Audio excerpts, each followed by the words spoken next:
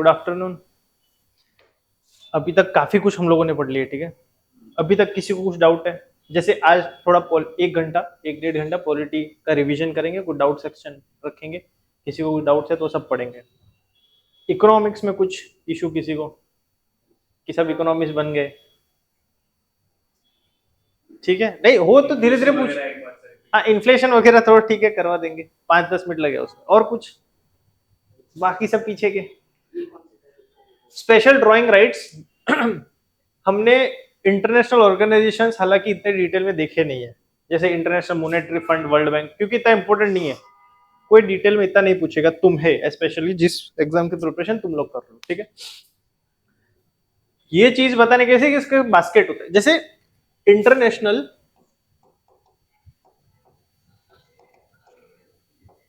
Monetary fund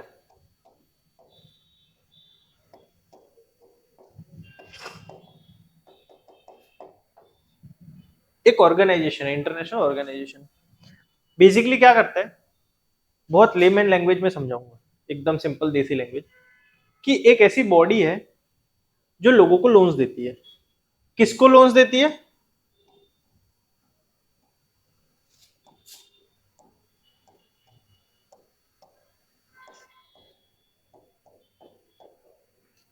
loans to member Nations, ठीक है।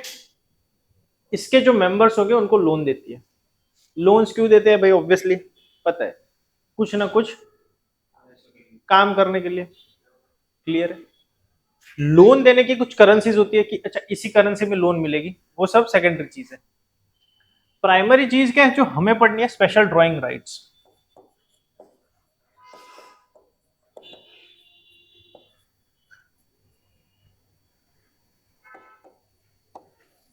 एक बास्केट ऑफ करेंसीज है, उसमें 5 करेंसीज है। क्या करेंसीज? कि भाई कुछ 5 नेशंस है, उन्होंने अपने पैसे अंदर पूल किए हुए, अंदर पैसे रखे हुए, ठीक है। उनका उतना शेयर है। क्लियर है? शेयर है मतलब फॉर एग्जांपल अगर आईएमएफ के पास 100 रुपए है या $100 है, रुपए लगते हैं। If our IMF has 100 rupees currency, तो उसमें से कितने रुपए किसके हैं? सिंपल लैंग्वेज में यही। क्लियर है? हमें यही देखना है कि वो 5 करेंसीज कौन सी है, कौन सी सबसे ज्यादा है, कौन सी कम है, इंडिया कौन से नंबर पे स्टैंड करता है। क्लियर है? चलो, it is an artificial currency.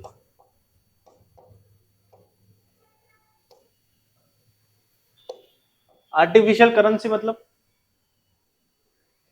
ये फिजिकल एसेट में एग्जिस्ट नहीं करती, बैंक टू बैंक ट्रांसफर हो जाएगा अगर किसी कंट्री को असिस्टेंस चाहिए। क्लियर है? एक और चीज है, शायद पिछले लेक्चर में करवाया था कि नहीं मुझे, हॉट मनी और कोल्ड मनी। ठीक है, चलो इतना ये ड्रॉ कर लो बस फटाफट, छोटा सा। एसटीआर का फुल फॉर्म क्या है भाई? स्पेशल ड्राइंग राइट्स, ठीक है। किसके राइट्स है भाई? Member, member nations, they can borrow money, ठीक है। अच्छा, ये एसडीआर है जो क्या है? Artificial currency.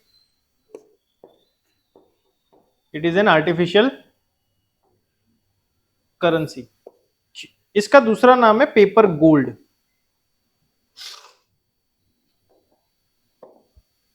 इसे कहते हैं पेपर गोल्ड। पेपर गोल्ड मतलब क्या होता है? सोने का पेपर। ये एक्चुअली में एग्जिस्ट नहीं करता, इसलिए आर्टिफिशियल कहते हैं। ये सीधा कहां पे चला जाएगा? बैंक में, बैंक टू बैंक। तो it's a मियर transaction, artificial transaction. कभी पूछ ले एग्जाम में व्हाट इज पेपर गोल्ड, तो यू शुड नो क्या है वो। SDR, special drawing right of a country in the IMF. अच्छा, ये एसडीआर कब यूज किया जाता है? कल एक चीज पढ़ाई थी, balance of payment. What does balance of payment crisis means? Crisis हो जाएगा, बीओपी क्राइसिस। इसका मतलब क्या होता है? विपदा कब आएगी? जब सरप्लस होगा ट्रेड या डेफिसिट होगा। परफेक्ट। बैलेंस ऑफ पेमेंट क्या था? It is a systematic record of all the transaction between a resident and a non resident of a country, usually with in an, एक साल की बात होती थी, 1 ईयर। क्लियर है? 10 का एक्सपोर्ट हो, 15 का इंपोर्ट हो, तो अल्टीमेटली क्या हो गया? -5 का क्या हो गया? तो डेफिशिट हो गया, 5 रुपए का क्या हो गया? डेफिशिट। अब ये क्या हो गया? BOP crisis. ठीक है? जब balance of payment crisis arise होता है, तब कोई country, any country can opt for SDR, that is called special drawing rights. I want to draw some paper money, sorry gold money. Clear है? ये होता है एसडीआर। हॉट मनी, फ्लाइट ज्यादा हो जाती है उसकी, वो सब तो क्लियर है। चलो, सबसे ऊपर कौन सा आएगा? US dollar. दूसरा क्या लगता है भाई? कौन सा करेंसी सबसे तेज लगता है? पाउंड है, पाउंड स्टर्लिंग है, पर वो दूसरे नंबर पे नहीं है। येन भी है।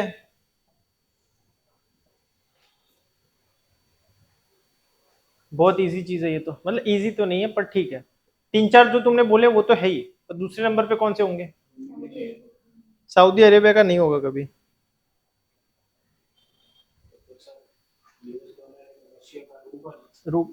तुम एक बहुत बड़ा ऑर्गेनाइजेशन भूल रहे हो, बहुत सारे कंट्रीज है उसमें। यूरोप।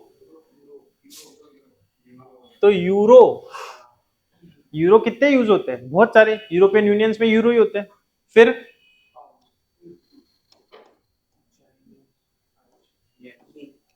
येन बोलो, रेम्बिनी बोलो, ठीक है। फिर रूपी नहीं है। रूपी तो कहाँ बोला मैं? वो अलग चीज है, वो आईएमएफ के कोटा पे कौन से नंबर पे, वो अलग चीज है कि आईएमएफ में अगर 1000 रुपए है तो इंडिया के कितने रुपए और वो कौन से नंबर पे स्टैंड करता है, ठीक है, उसका कितना पावर है उसमें। जापानीज यन, फिर पाउंड, स्टर्लिंग, ठीक है। तो ये 5 करेंसीज है एसडीआर के बास्केट में। क्लियर है? क्लियर है? कोई कंट्री को पैसे निकालना फिर अच्छा एक चीज है, जैसे एसडीआर बास्केट है, ठीक है, फॉर एग्जांपल अब इंडिया में तो कौन सा पैसा यूज होता है? तो यहां से मान लो यूएस डॉलर है, बास्केट में डॉलर है, पर मुझे जब मेरे अकाउंट में चाहिए होगा तो वो किस में ट्रांजैक्शन होगा? वो रुपी में ही कन्वर्ट करना पड़ेगा, ठीक है, अल्टीमेटली। चलो लिख लो। अच्छा ये पिछले वाला रह गया था ना लिखना, जल्दी फटाफट लिखो। कंसेप्ट क्लियर है ना? कंसेप्ट तो खैर है ही नहीं कुछ। एक वन वर्ड लिख लिया, जल्दी फटाफट। एक वन वर्ड चीज है आरटीपी। क्या नाम है भाई?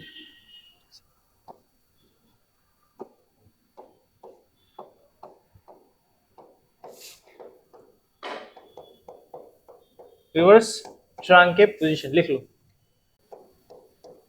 बस इतना। आरटीपी करके कुछ टर्म है, reserve tranche position, it is related to IMS SDR, ठीक है। मतलब इन लोगों ने इतना इतना कंट्रीब्यूट किया है, इतना इतना इनका पूलिंग है, मतलब इतना उनका वोटिंग पावर है, जितना पैसा उतना वोटिंग पावर, ये भी याद रखना, ठीक है। सबसे ले सकते हैं, ले सकते हैं, तब भी ले सकते हैं, पर इसका मेन चीज क्या था? ट्रेड, ट्रेड के रिलेटेड, मॉनेटरी फंड का, ठीक है, मतलब सॉरी एसडीआर का, कि कभी दो कंट्रीज के बीच में कुछ ये ट्रेड का इश्यू आ जाए और पैसे वैसे कम पड़ जाए तो क्या करेंगे? गुल्लक है, हाँ। तो गुल्लक में से मेंबर्स ही उठा सकते हैं, ठीक है, और हर मेंबर का कुछ ना कुछ तो शेयर होगा, तो इंडिया कब उठाएगा? जब उसका भी शेयर है ना, समझ रहे हो, इंडिया का भी तो शेयर है थोड़ा, तो इंडिया को अगर 2.76 से ज्यादा चाहिए मिलेगा। हाँ मिलेगा। कंट्री स्टेबल होनी चाहिए। अच्छा इस पे इंटरेस्ट रेट लगेगा, ठीक है, ये जो लोन लेगा तो डेफिनेट चीज है कि इंटरेस्ट तो लगेगा, वरना पैसा मिलेगा ना तो फायदा किस बात का। कैपेसिटी तो हमारी 10 लाख की गाड़ी लेने की भी नहीं होती, फिर भी लोन तो देती है बैंक किसी बेसिस। किसमें? यूएसए? ये वाला। India is the 8th largest holder in quota, quota holder in IMF. मतलब कि आईएमएफ में 100 रुपए है तो 18 रुपए किसके हैं? यूएस के। 7 रुपए किसके? जापान के। 6 रुपए इंडिया के, सॉरी चाइना के। 2 रुपए किसके? इंडिया के। ऐसा क्लियर है? देखो इसमें कुछ खास ऐसे आई डोंट फील की कुछ कंसेप्चुअल चीजें हैं, कुछ फैक्ट्स और फिगर्स बताने थे, इसलिए ये सब लिखवा रहा था मैं। सीधा एग्जाम्स में ऐसे आ सकता है, सीडीएस एनडीए वगैरह। एफ कैट एनडीए में तो इतना मुझे नहीं लगता, इसलिए हर बार ये चीज बोलते हैं, बट एफ कैट में और सीडीएस में तो डेफिनेटली।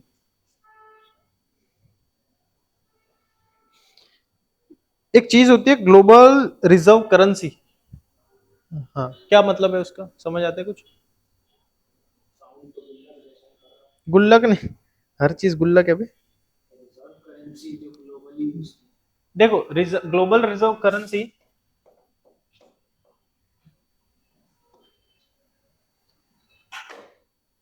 क्या होती है? ऐसी करेंसी जो ग्लोबली एक्सेप्टेड है ज्यादा। तो ऐसी कौन सी करेंसी है? डॉलर। बस इसका मतलब ये है ग्लोबली रिजर्व करेंसी या ग्लोबल रिजर्व करेंसी। रिजर्व्स का मतलब क्या होता है? खजान। हाँ, तो यूजुअली वर्ल्ड में सबसे ज्यादा रिजर्व किसके होंगे? डॉलर्स के। ठीक है, चलो और क्या था छोटा मोटा कुछ। एक चीज है परचेजिंग पावर पैरिटी। कल एक और चीज पढ़ाई थी, कल का पीपीपी क्या था? Public private partnership. ठीक है, कंसेप्ट क्लियर है? ठीक है। एक परचेसिंग पावर पैरिटी, और क्या है भाई? बस चलो ठीक है। परचेसिंग पावर पैरिटी क्या होता है? लोगों की परचेसिंग पावर क्या है इन शॉर्ट। कंपेयर करना है डेफिनेटली। हम लोग जो ट्रेड ये सारे इंपोर्ट एक्सपोर्ट देख रहे थे उसमें एक ही चीज कर रहे थे, कंपैरिजन। किसका कंपैरिजन? एक स्टेट का दूसरे स्टेट से, या एक नेशन का दूसरे नेशन से, एक नेशन का दूसरे नेशन से। तो बस हमारे इंडिया में अगर एक कॉफी 20 रुपए में मिल रही है तो वही कॉफी यूएस में कितने में मिल रही है? यूएस में अगर मैकडोनल्ड्स का बर्गर इतने डॉलर में मिल रहा है तो वही बर्गर इंडिया में कितने रुपए में मिल रहा है? तो वही हो गया purchasing power parity difference. Clear है? परचेजिंग पावर ऑफ करेंसी होगा या people? Purchasing power of people currency same ही हुआ ना इंडिया। अरे ठीक है, वो मैं समझ गया कि इंडिया के अंदर ही सबकी परचेजिंग पावर अलग होती है, बट एक एवरेज होता है कि इंडिया में एक बर्गर कितने में मिलता है और यूएस में एक बर्गर कितने में मिलता है, उसकी बात कर रहा हूं। तो वो एवरेज होगा, क्योंकि चाहे तुम्हारी परचेजिंग पावर इंडिया में अगर करोड़ों रुपए है, चाहे तुम्हारी हजारों रुपए है, वो बर्गर तो सेम प्राइस का ही रहेगा। क्लियर है? तो purchasing power parity of what? Of currency. ठीक है, कि रुपए में कितने में मिलेगा। चलो इंडिया में कोई एवरेज बर्गर अच्छा खाना हो तो हम स्पेशल किसकी बात कर रहे हैं? इंडिया, सॉरी मैकडोनल्ड्स की बात करते हैं। चलो या कोई भी बर्गर छोड़ो, मैकडोनल्ड्स 100 रुपए गिन लेते हैं। तुम्हें क्या लगता है यूएस में क्या होगा वो? $3-4 कम ज्यादा है। ऐसा नहीं होता, जहां की कंपनी वहां कम। डेफिनेटली। तो मान लेते हैं इसको डॉलर में ही लिखेंगे हम लोग, तो मान लो $2, $2 का बर्गर है फॉर एग्जाम्पल। क्या लगता है किसका? मैं अब $1 में तो बर्गर आई डोंट एक्सपेक्ट कि मिलेगा, कम से कम $4-5 तो लेंगे। फिर भी मैं बोल रहा हूँ चलो $2, फिर भी इंडिया के कंपैरिजन में। क्यों? $1 is equal to let's say 82 या 85 rupees. Still $2 is equal to how much rupees if you take, हाँ 160 टू 170 जो भी हो। तो परचेजिंग पावर पेरिटी यही बताता है कि डिफरेंस कितना है। तो इंडिया में purchasing power is good as compare to कि यूएस में महंगा है। क्लियर है? चलो डेफिनेशन लिख लो, समझ आए, कंसेप्ट समझ आ गया ना? चलो डेफिनेशन लिख लो फिर।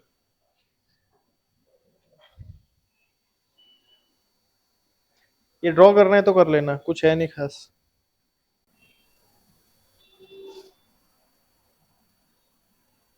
लिख लिया? एक बस लास्ट लाइन लिख लो।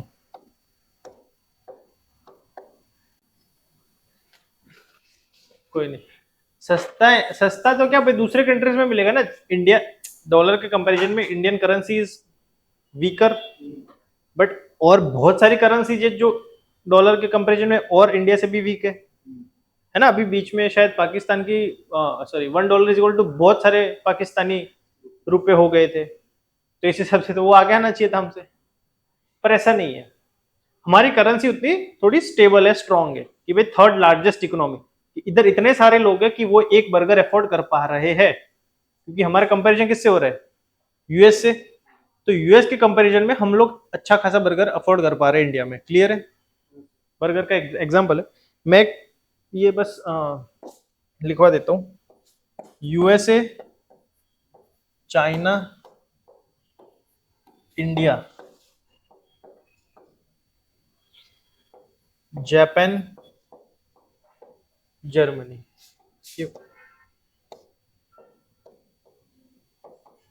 ठीक है, ये लार्जेस्ट इकोनॉमीज है। चलो क्लियर है, काफी इंफॉर्मेटिव चीजें थी। कल क्या पढ़ लिख लिया ना सबने? कल एक चीज थी, क्या थी भाई? Current account. क्या सेविंग्स में? Capital savings account.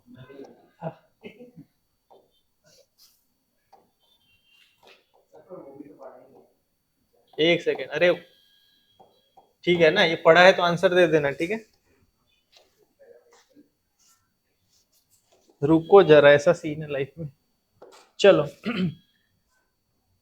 देखो, थोड़ा रिकेप भी हो जाए। और करंट अकाउंट कैपिटल अकाउंट से फाइल में है, देख लेना, ठीक है? करंट क्या होती है, थोड़ा मानेंगे शॉर्ट टर्म, समझने के लिए बोला शॉर्ट टर्म। कैपिटल मतलब लॉन्ग टर्म। लोन्स वगैरह होंगी तो किसमें आएगी? कैपिटल में।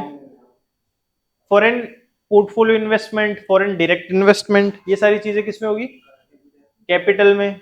अब कहाँ करंट में? एफडीआई, एफआई, ठीक है। करंट में क्या होगा? रेमिटेंसिस हो गया, गिफ्ट हो गया, डोनेशंस हो गया, फिर trade of goods and services हो गया। सो सारा ट्रेड ये सब इसमें आएगा। ट्रेड में भी विजिबल इनविजिबल होता है, ठीक है। ट्रेड जैसे अगर कुछ गाड़ी यहाँ पे आ रही है, टेस्ला की गाड़ी, तो विजिबल ट्रेड। इनविजिबल ट्रेड मतलब मानो कुछ पैसा भेज दिया, तो वही रेमिटेंस वगैरह, ठीक है। ये सब क्लियर है? मेरा सिंपल क्वेश्चन अब ये है, ये कंसेप्ट से तुम्हें क्या लगता है? एक चीज होती है करेंसी कन्वर्टेबिलिटी।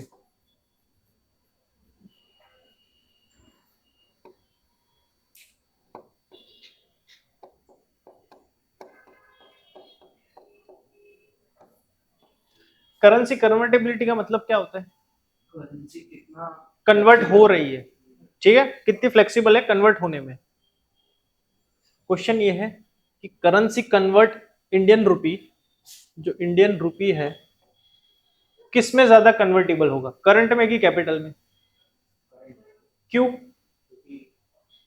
द स्पॉट होता है ना, conversion of currency short term. Short term तो ठीक है, देखो करेंसी कन्वर्टेबिलिटी मतलब इंडियन करेंसी,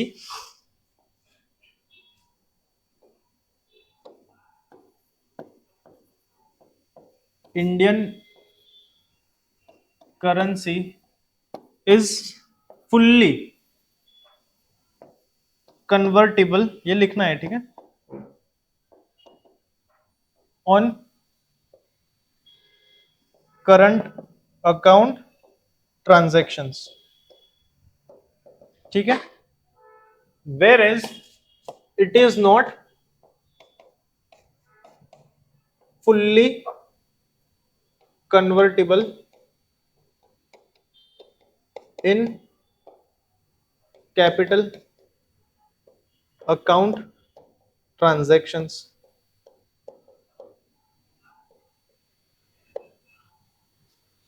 मतलब क्या है?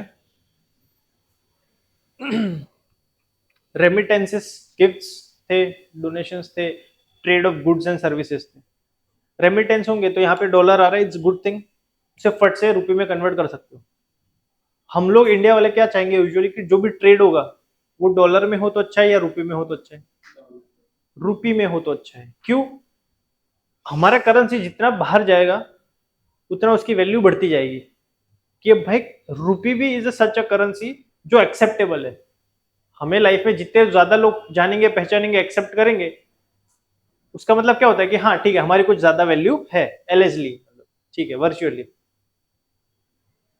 तो वैसा ही करेंसी में है कि जितना रुपये में ट्रांजैक्शन होगा उतना is better for our Indian economy. तो सरकार ने क्या किया, इंडियन करेंसी को फुल्ली कन्वर्टेबल कर दिया है।